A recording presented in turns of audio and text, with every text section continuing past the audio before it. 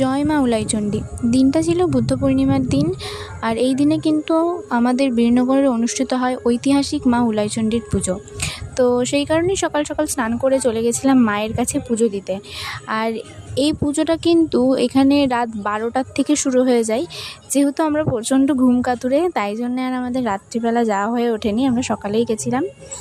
তো পুজো দেওয়া তো কমপ্লিট হয়ে গেছে।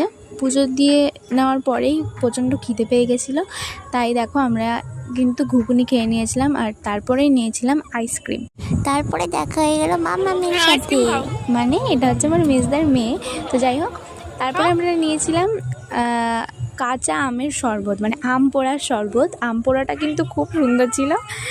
তো যাই হোক, খাওয়া দাওয়া হয়ে গেছে, এবার চলো বাড়ি যাওয়া যাক। তো আজকের মতো এইটুকুই, দেখা হচ্ছে নেক্সট ভিডিওতে, বাই।